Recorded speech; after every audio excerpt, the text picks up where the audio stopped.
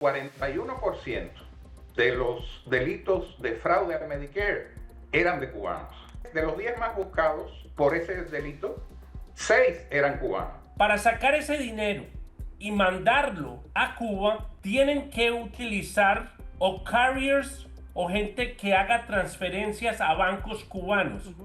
Si un banco recibe 20 millones, 15 millones, 5 millones de un totazo, ahí se deben de encender las alarmas. ¿Qué se sabe exactamente de este megafraude, se dice, al Medicare y al Medicaid en Florida, que destacó el secretario de Salud, el señor Robert Kennedy Jr., que ya había hecho también anteriormente el Dr. Oz, y que aparentemente podría haber triangulado dinero de forma que el régimen cubano podría beneficiarse? Sé que es una investigación en curso, pero esto ya ha salido a la luz pública. Yo quisiera que usted nos contara. En el sur de la Florida, el fraude de Medicaid no es un caso aislado. Es un fenómeno multimillonario que lleva más de 20 años ocurriendo. En el 2007 se formó lo que se llama el Medicare Strike Task Force, una fuerza de tarea para investigar, donde están agentes federales, fiscales federales, gente estatal que investigan esto. Anteriormente no tenían la capacidad de monitorear en vivo estas transacciones. Hay 5 estados que conforman este fraude. Los 2 primeros son Florida y California. Después viene Nueva York, Texas y New Jersey. El 44% de todas las banderas rojas que salen cuando están haciendo estos exámenes a los sistemas vienen de estos estados. La mayoría del dinero recaudado, aquí hay algo importante, New Jersey, la Florida, tiene el número más grande de cubanos en el área. Entonces, para sacar ese dinero y mandarlo a Cuba, tienen que utilizar o carriers o gente que haga transferencias a bancos cubanos. Si un banco recibe 20 millones, 15 millones, 5 millones de un totazo,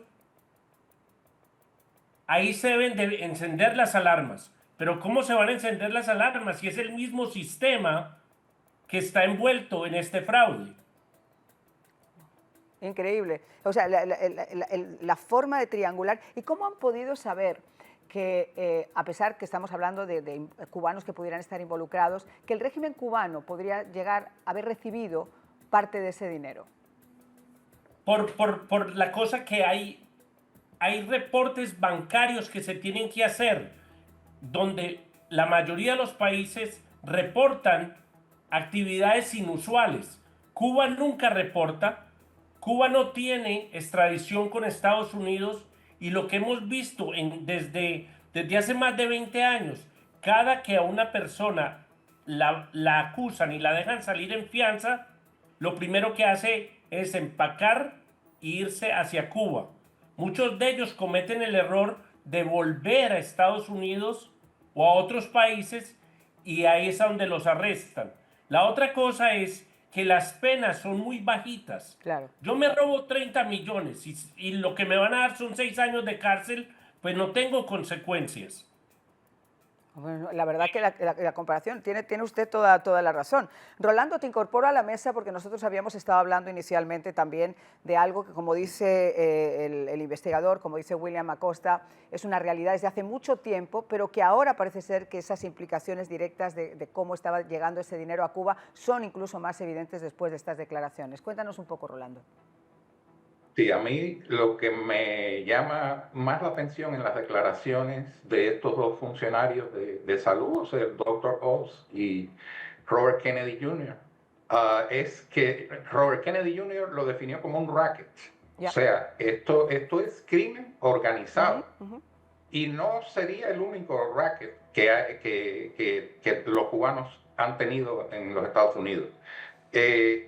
Creo que te había comentado que en 2015 el diario Sun Sentinel hizo una investigación, publicó los resultados de una investigación de un año que incluso incluyó trabajo de terreno en Cuba, más revisión de récords jurídicos, criminales, policiales, y determinó que en aquel momento el 41% de los delitos de fraude al Medicare eran de cubanos. Wow. Hubo en aquel momento también, de los 10 más buscados por ese delito, 6 eran cubanos. Pero no era solo eso. Los cubanos estaban involucrados en fraude a los seguros de autos y de casa. Estaban involucrados en el fraude con las tarjetas de crédito, que era el 10%. Cuando te dije 41%, creo que no dije que era el 41% a nivel nacional, siendo los cubanos en aquel momento un 1% de la población de los Estados Unidos. Y en el caso de las tarjetas de crédito era un 10% eran cubanos.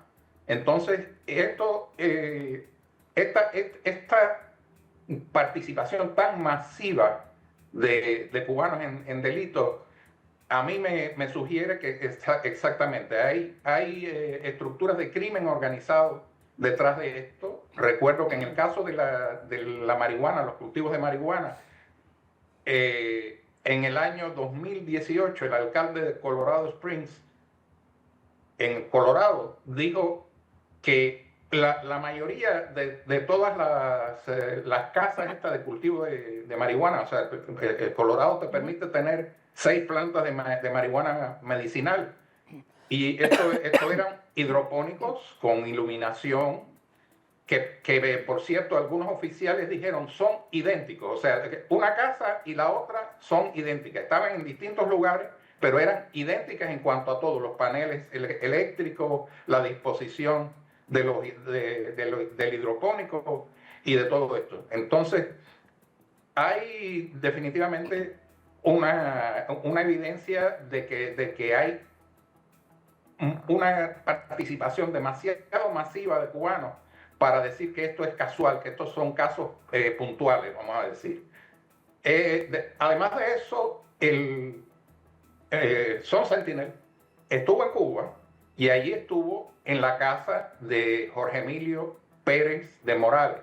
Este señor tenía una empresa aquí de Caribbean Transfers, de transferencia de dinero, mediante la cual yo te había dicho 300 millones, vi bien, y son 248 millones de dólares y los mandó a Cuba.